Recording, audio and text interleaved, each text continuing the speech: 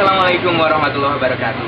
Selamat pagi pemirsa, berjumpa kembali dengan saya Selamat Riyadi, mahasiswa ITB 2012 dalam acara Temporasi, obrolan tempo singkat yang menginspirasi.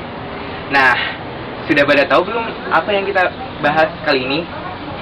Nah, pada kesempatan yang baik ini, saya ingin membahas sebuah artikel yang cukup menarik dan masih fenomenal, yaitu bertajuk Gubernur Baru Jakarta Lama. Artikel ini saya dapatkan dari Koran Tempo edisi 24-30 September 2012, halaman 31. Nah, seperti apa ulasannya? Mari kita ikuti bersama-sama. Kita semua sudah tahu bahwa pemilihan Gubernur Jakarta telah berlangsung dan sudah memilih Jokowi dan Basuki sebagai pemenangnya. Ya, walaupun terdengar agak klise, Jakarta bolehlah berbangga dengan kemenangan ini, karena kemenangan ini diklaim sebagai salah satu kemenangan paling demokratis yang pernah ada di Pilkada Indonesia. Bagaimana tidak, Jokowi dan Basuki berhasil meredam serangan isu sara yang sempat digencarkan oleh pasangan kompetitor, yaitu Fauzi Bowo dan Nahrawi Ramli. Nah, gubernur yang terpilih saat ini juga membuktikan bahwa masyarakat kita juga sudah cukup pandai dan rasional, karena masyarakat kita tidak teriming-iming lagi oleh banyaknya janji-janji yang membual dan kadang tidak berujung pada realisasi nyata.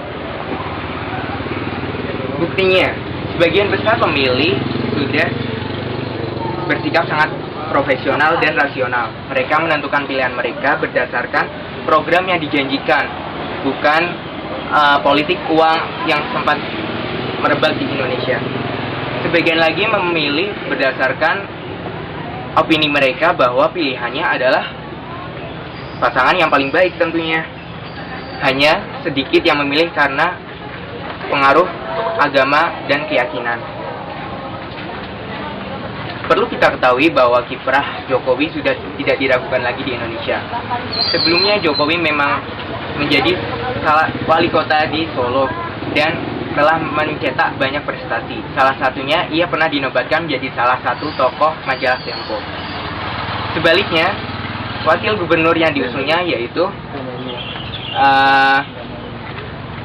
Basuki Cahayapurnama juga termasuk figur yang membumi selama menjadi pimpinan di Bangka Belitung.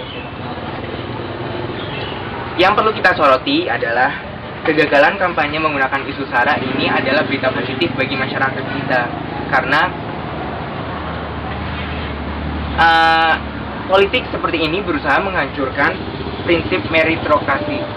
Prinsip inilah yang juga mengerus toleransi beragama kita dan akhirnya dapat merusak integritas bangsa kita. Nah, dengan terpilihnya Jokowi dan Basuki ini juga sekaligus menjadi harapan baru bagi masyarakat Jakarta tentunya. Jakarta mengharapkan seorang pemimpin yang lebih manusiawi dan profesional. Namun yang perlu kita ingat adalah kita sebagai warga Indonesia, terutama warga Jakarta, harus secara rutin mengingatkan Jokowi tentang janji-janji dan program-program yang pernah disampaikannya. Sebab tidak jarang banyak pemimpin kita yang banyak berjanji di depan tapi nihil prestasi di belakang, atau bahasa kerennya NATO, no action, talk only. Selain itu, janji lain yang perlu kita catat adalah distribusi pembangunan yang sempat digulirkan.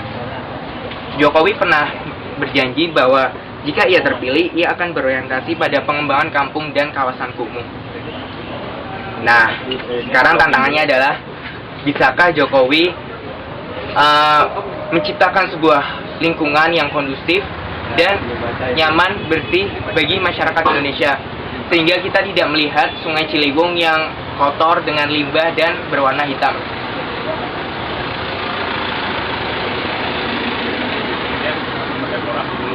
Meski memiliki seorang gubernur baru, Jakarta kita masih merupakan kota yang sama. Hal ini patut disayangkan. Dengan penghuni 10 juta lebih, Jakarta menampung 1 juta kaum urban yang datang dari desa dan mencoba mengadu nasib di kota metropolitan tersebut. Fakta lain tentang Jakarta yaitu kecepatan rata-rata di jalan hanya 20 km per jam.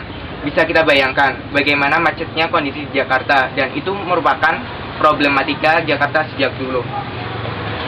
Rasio kendaraan pribadi dan angkutan umum pun sangat timpang, yaitu 98% banding 2%.